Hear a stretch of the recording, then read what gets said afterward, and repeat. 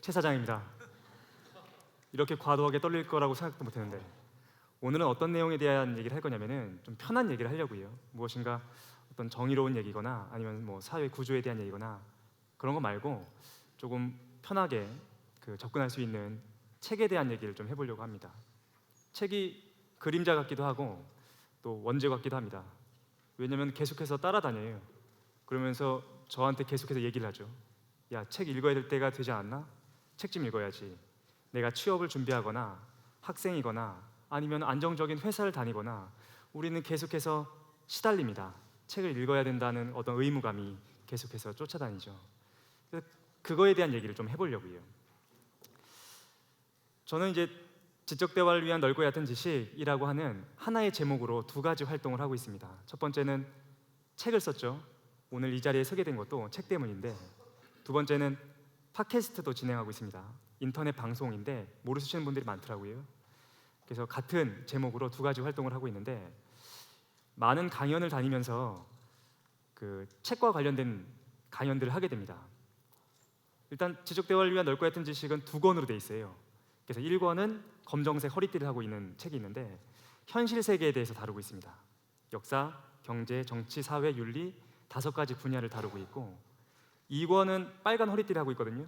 그거는 이제 현실 너머에 대한 얘기를 합니다. 현실 너머 세계. 그래서 철학, 과학, 예술, 종교, 신비 5가지 분야를 얘기하는데, 그 두 권이 이제 작년 12월에 출간이 됐습니다. 굉장히 잘 팔리고 있는데 아까 소개시켜 줬던 것처럼. 그래서 이 책과 관련된 강연을 진행하면 너무나 많은 분들이 항상 비슷하게 질문하시는 게 있어요.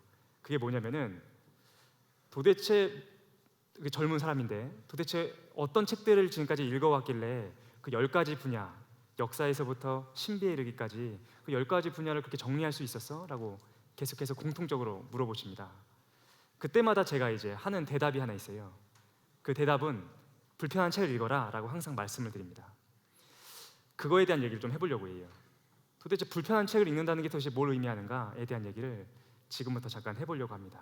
오늘 2가지 얘기를 할 거예요. 첫 번째, 어떤 책을 읽어야 합니까? 답은 이미 주어졌죠. 불편한 책을 읽어라. 그게 무슨 의미인지에 대해서 지금부터 설명을 할 겁니다. 그리고 남는 시간 동안 2번째 얘기를 하게 될 거예요. 그게 뭐냐면은, 꼭 책을 읽어야 하느냐, 그런데 안 읽어도 된다는 생각이 들거든요. 그거에 대한 얘기를 할 겁니다. 그 중에서 먼저 어떤 책을 읽어야 하는가에 대한 얘기를 제 삶과 연결시켜가지고 조금 얘기해 보려고 합니다. 다양한 분야의 책들을 읽을 수 있는 계기가 저한테 좀 주어져 있었어요.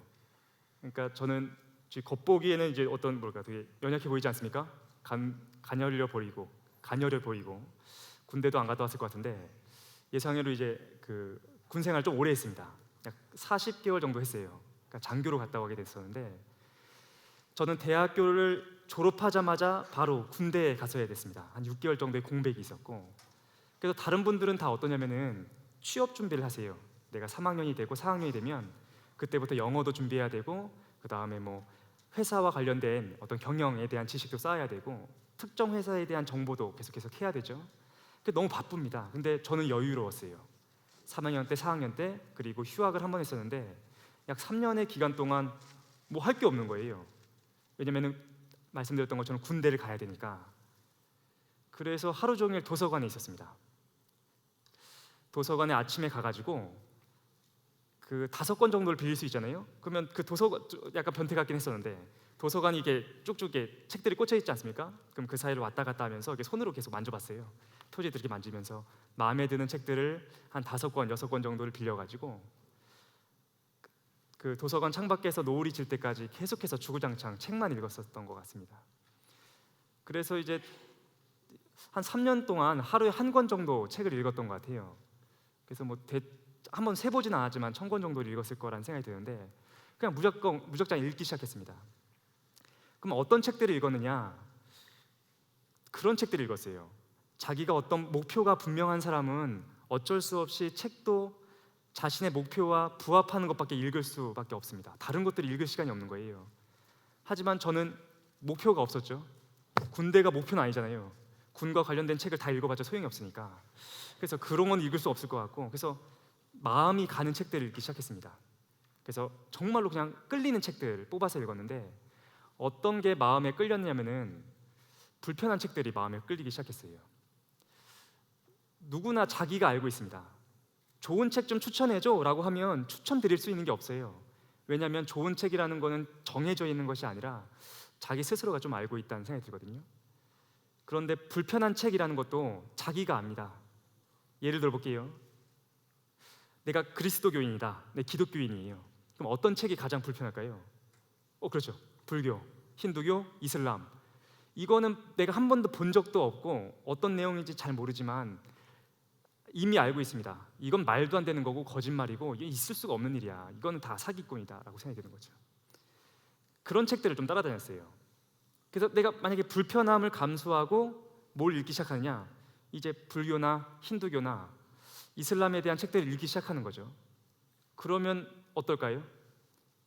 조금은 불편하기 시작하는데 한 권 정도를 완독하고 나면 그 내적 논리가 얼마나 탄탄했는지에 대해서 이해하게 됩니다. 사실 제가 그랬었거든요. 저는 이제 대학교 때는 서양 철학을 했었는데 서양 철학을 하다 보면 동양 철학이 굉장히 우습다라는 생각을 하게 돼요. 선입견을 갖게 됩니다. 이거는 말도 안 되는 거고 어차피 근현대라는 것은 서구의 역사니까 서구가 승리한 거 아니냐. 그런데 불교와 관련된 책을 읽으면서 너무 놀랐어요. 이렇게 체계적이고 철학적인 내용이 종교를 이룰 수 있는 건가 되게 놀란 적이 있었는데 어쨌든 내가 기독교인이다. 그럼 불교 책을 읽으면 불편해집니다. 하지만 비로소 뭐가 되죠? 드디어 종교인이 됩니다. 그렇죠? 기독교인이라는 자신의 자신의 한계를 넘어서 종교인이라는 조금 더 넓은 범위로 나아가게 되는 거예요. 그럼 이제 뭐가 불편할까요? 내가 종교인이야. 그럼 이제 과학과 관련된 게 불편하기 시작합니다. 아니면 경험주의 철학, 이 세상에서 경험되는 것만이 말해질 수 있다라고 말하는 것들, 아니면 이 세상이 물질로 되어 있다라고 말하는 게 너무 불편한 거예요. 그러면 그 책을 읽어야 된다고 생각이 듭니다. 너무 불편하니까. 그래서 대중서들이 많이 있죠. 스티븐 호킹의 시간의 역사도 있을 거고 물리학이나 화학과 관련된 책들을 좀 읽기 시작했던 것 같아요. 그러면 이건 불편한 게 아니라 어렵습니다. 도대체 무슨 말을 하는 거냐 싶은데 사실은 쉽게 나온 책들이 많기 때문에 읽다 보면 이해가 가요. 아, 세상이 이런 거였어? 난 단순하게 자연과학이라는 것이 실험하고 관찰하는 건 줄 알았는데 현대 물리학이 오니까 굉장히 놀라운 세계를 다루고 있구나. 이 세계가 결정되어 있지 않다는 것을 얘기하고 이 세상을 신비하게 서술하고 있구나를 알게 됩니다. 그럼 이제 드디어 저는 뭐가 됩니까? 종교도 알았어. 이제 과학에 대해서도 조금씩 이해하게 되는 거죠. 어떤 사람이 되죠? 이제 형이상학적인 사람이 됩니다. 둥둥 떠다니는 사람이 되는 거예요. 이상적인 거에 빠져있는 사람이 됩니다. 그럼 그 사람은 뭐가 불편할까요? 정치나 사회, 경제, 현실을 다루는 것들이 어렵고 불편하기 시작해요. 그거는 변화하는 것 같고 진짜가 아니라는 생각을 하게 되는 거죠. 그러면 그 사람은 그걸 따라가야 된다고 생각이 듭니다. 경제도 좀 이해하고 정치도 좀 이해하고.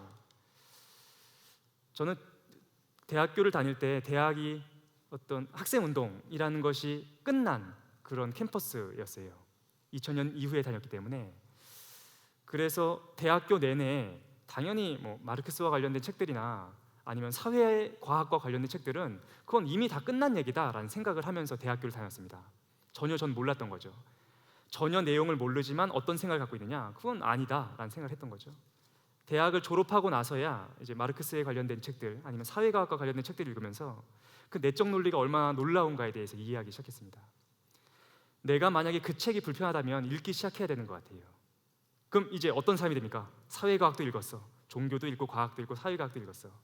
그 사람은 드디어 학문적인 사람이 됩니다. 학문적인 사람들의 문제가 뭐냐면은 불편한 것들이 있어요. 어떤 게 불편하죠? 재테크에 대한 거, 먹고 사는 거에 대해서는 현실성이 떨어지는 거죠. 어떤 책을 읽어야 되냐라고 자꾸 물어보시는데 제가 말씀드릴 수 있는 거는 그것밖에 없는 것 같아요. 두 가지 방법이 있는 것 같습니다. 자신이 목표로 하는 것, 자신이 관심 있는 것을 계속해서 반복해서 읽으면서 점점 더 그 심연을 깊이 들어가는 방법이 있을 것 같아요. 전문가가 되는 거죠. 하지만 그와 동시에 다른 어떤 길이 있냐면은 전혀 내가 관심이 없고 불편한 것들을 읽는 방법도 있다라는 생각이 듭니다.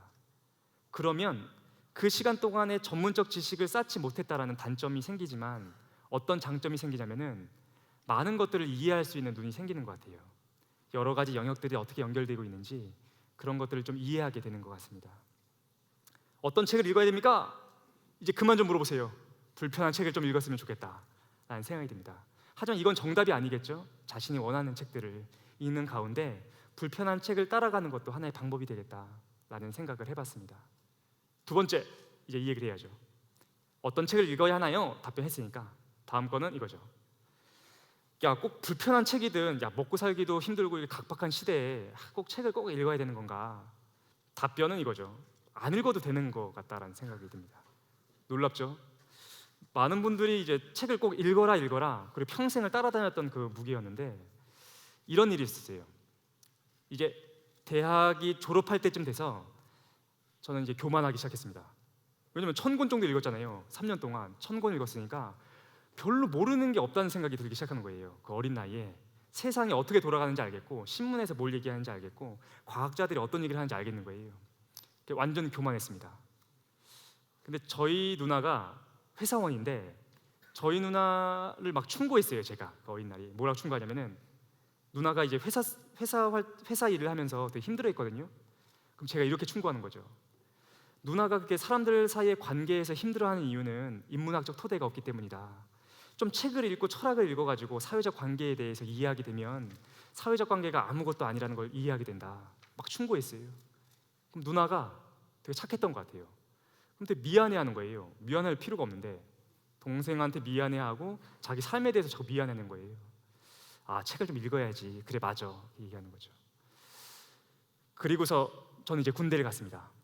군대에서 40개월 정도가 있고 나서 이제 취업을 했죠. 취업을 해가지고 회사 일을 하면서 놀랍게도 한 10여 년 동안에 사회생활을 하는 동안 한 권의 책도 못 읽었습니다. 좀 한 권도 못 읽었어요. 그리고서 그때 알게 됐어요. 아, 읽을 수가 없는 거구나. 회사에서 하루 종일 시달리고 야근하고 시간이 없는 집에 와가지고 TV를 보면서 머리를 식히고 싶어요. 아무 생각도 안 하고 그냥 머리를 식히고 싶지 이걸 시간을 쪼개가지고 책을 읽고 자시고 할 수 있는 여력이 없다는 걸 알게 됐어요. 그리고서 세계가 무너지는 걸 느꼈습니다. 저는 어떤 세상에 살았냐면은 책만 잔뜩 읽으니까 책으로 하나하나 벽돌을 쌓듯이 저의 성을 쌓은 거예요. 그리고 작은 창을 조그맣게 내고 그 성으로 쌓은 책 안에 앉아가지고 세상을 재단하기 시작하는 거죠. 야, 이건 인문학이네, 이건 과학이네, 철학이네, 잘못됐어, 오라. 근데 막상 현실은 녹록지 않다는 것을 알게 됐습니다. 그 벽을 부시고 세계 안에 놓였을 때 내가 아무것도 안 입고 있다는 걸 알게 됐어요. 나는 이론적으로 너무 많이 알고 있다고 생각했는데 현실적 감각은 전혀 없었던 거죠. 그러면서 겸손해지기 시작했습니다. 아, 절반짜리 인생을 살았구나. 회사에서 일을 하고 사람들한테 까이고 사회에서 구르는 동안 내가 배우는 것들이 있는 거구나. 그때 알게 됐습니다. 저는 인문학에 대한 생각이 좀 바뀌었어요. 어떤 분들은 자꾸 인문학에 대해서 말씀하시면서 뭐라고 말씀하시냐? 인문학은 고전을 읽는 것이다. 그리고 책을 어떻게 읽어야 된다. 이렇게 말씀하시는데 저는 그 얘기도 맞지만 반쪽일 수 있다는 생각이 들었어요. 우리 같이 이제 계시는 분들은 굉장히 오랜 기간 동안 일을 해오신 분 아닙니까? 자신의 전문 직종 안에서 계속해서 일을 반복하시는 분들인데 제가 이렇게 판단하는 게 옳을까요? 왜 회사 생활만 하셨습니까? 그 10년의 생활은 그냥 뭐 얻은 게 하나도 없잖아. 그 돈 벌고 그렇게 산 거 아닙니까? 뭘 배우셨습니까? 이렇게 말하는 사람이 아직 배운 게 적다고 생각이 들어요. 지금 여러분들께서는 자신의 전문적인 일을 하면서 놀랍게 많은 것들을 배우지 않으셨습니까? 사람 사이의 관계에 대해서, 그리고 지금 한국의 상황과 시장의 전망에 대해서 나름대로 전문 지식을 갖고 계신 거죠. 인문학이라는 것이 꼭 책과 연결된 게 아니라는 생각이 들었어요. 인문학의 절반은 책들, 내가 읽은 것들과 연결되어 있지만 또 절반은 삶 속에서 내가 일을 하면서 경험한 것들로 만들어진다는 생각을 지금은 좀 하게 된 것 같습니다. 오늘 주제는 이거였죠. 어떤 책을 읽어야 되느냐, 그리고 꼭 책을 읽어야 하는가. 꼭 책을 안 읽어도 괜찮은 것 같아요. 책을 읽지 않는다고 하더라도 내가 살아가고 있는 동안 자기 자신은 그 삶 속에서 삶과 직결된 인문학을 배울 거라는 생각이 듭니다. 그리고 이제서야 좀 말할 수 있게 된 것 같아요. 진짜 불편한 책은 뭐냐? 책 너머에 있는 것들이다라는 생각을 하게 됐습니다. 책만 읽은 사람들이 가장 불편해하는 것, 바로 현실에 놓이는 거죠. 내가 돈을 벌고 경제 활동을 하고 나의 책을 읽었던 삶과 현실에서 얻은 경험들이 합해질 때 그것이 인생이라는 진짜 하나의 책을 만들어내고 그것이 삶 속에서 우러나는 인문학이라는 생각이 듭니다. 오늘 결론은 이겁니다. 어떤 삶도 괜찮다라는 생각이 듭니다. 갑자기 뭐 생뚱맞게 책 얘기하다가 이게 무슨 말이냐. 삶이 인문학이라고 생각하거든요. 한 명의 인생 80이라고 한다면 그 한 명의 인생은 1장부터 시작해서 80장에서 끝나는 하나의 책이라고 생각이 듭니다. 하나의 삶을 살아가는 동안, 하나의 책을 완성해 나가는 동안 내가 열심히 불편한 책들을 읽는 삶도 끼어 있으면 좋겠죠. 하지만 동시에 자신이 맡은 일들, 그리고 자신이 해야 되는 직업들을 가지면서 열심히 일을 하는 것, 그것도 나의 전체 인문학이라는 삶 속에 채워 넣어야 되는 하나의 부분이라는 생각이 듭니다. 어떻게 살아도 괜찮은 것 같아요. 책을 읽어도, 책을 읽지 않아도, 일을 해도, 일을 하지 않아도. 어쨌든 어떤 삶을 살든 우리는 하나의 책을 쓰게 될 거고 하나의 완성된 성장을 할 수 있을 거라고 생각이 듭니다. 이제 다시 직업의 세계로 돌아가셔야 되겠죠? 그때도 꼭 책을 읽어야 되나? 너무 고민하시지 마시고 편한 마음으로 불편한 책도 좀 읽어보면서, 하지만 책을 못 읽고 있다 하더라도 내가 삶 속에서 지금 인문학을 만들어 나가고 있구나 라고 자부심을 가지셨으면 좋겠습니다. 여기까지 좀 마치겠습니다. 감사합니다.